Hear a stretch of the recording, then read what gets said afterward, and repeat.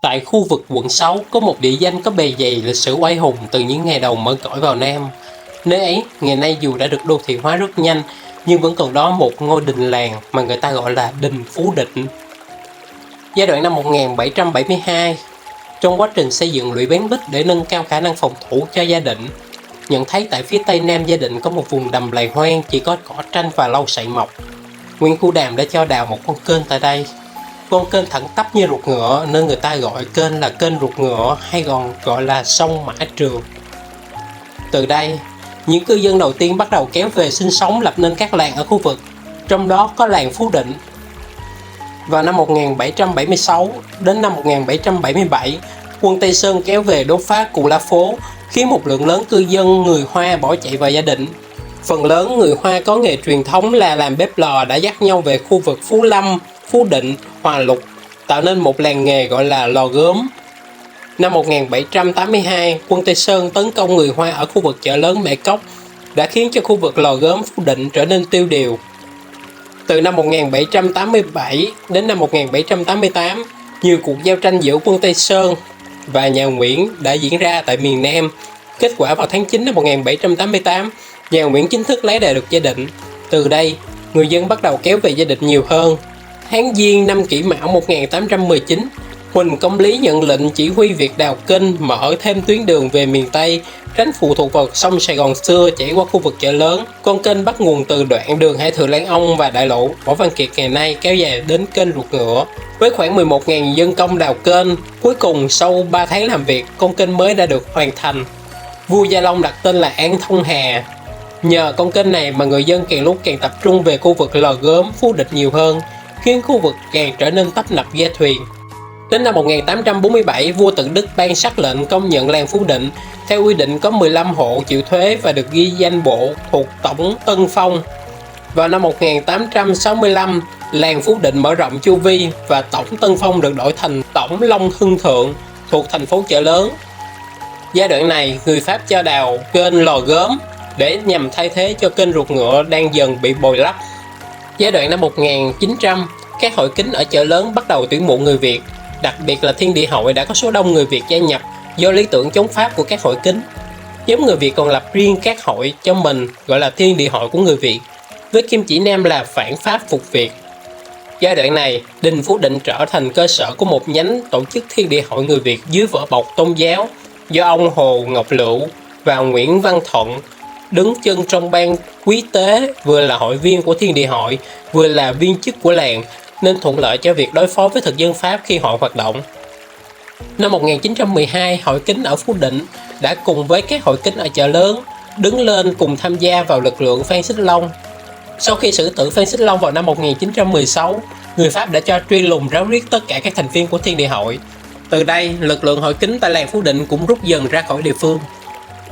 Năm 1934, một đệ tử của Phật giáo cư sĩ Tịnh Độ là bà Quách Thị Mười, điền chủ tại Phú Định, đã hiến đất cất hội quán trung ương. Vào năm 1935, Đức Tông sư Minh Trí, người sáng lập ra Phật giáo cư sĩ Tịnh Độ, khi này đã vào Phú Định để chứng kiến gác đòn dông hội quán trung ương. Năm 1936, Hưng Long Tự Phú Định bắt đầu chữa bệnh và bốc thuốc miễn phí. Năm 1948, hội quán trung tâm Hưng Long Tự Phú Định bị cháy rụi. Tông sư Minh Trí quyết định dời hội quán trung ương về vùng chợ lớn.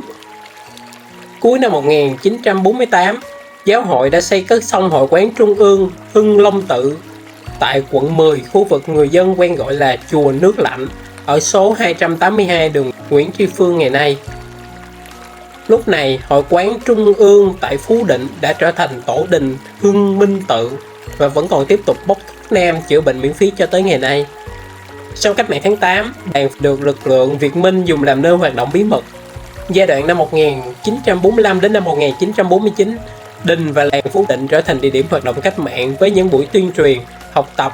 Tại đây, đã thực hiện nhiều cuộc tấn công lính Pháp tại khu vực lò gốm, cây gõ, Bình Tân. Tại tổ đình Hưng Minh Tự vào năm 1958 đã xảy ra một sự kiện quan trọng. Ngày đại hội mùng 8 tháng 4 âm lịch, Đức Tông sư Minh Trí nhận thấy sức khỏe đi xuống nên đã ban hành huấn từ để làm tờ chúc ngôn nhắn nhủ lần chót. Ngày 23 tháng 8 âm lịch cùng năm, Vào 11 giờ đêm, Đức Tông sư Minh Trí viên tịch, thọ 73 tuổi. Lễ an táng nhằm vào ngày 30 tháng 8 âm lịch cùng năm ngay tại đình tổ Hưng Minh Tự, Phú Định. Mộ phần của Đức Tông sư vẫn ở tổ đình cho tới ngày nay. Trong cuộc kháng chiến chống Mỹ, làng Phú Định trở thành một trong những địa điểm gặp mặt của lực lượng biệt động Sài Gòn để chuẩn bị cho cuộc tấn công Tết Mậu Thân.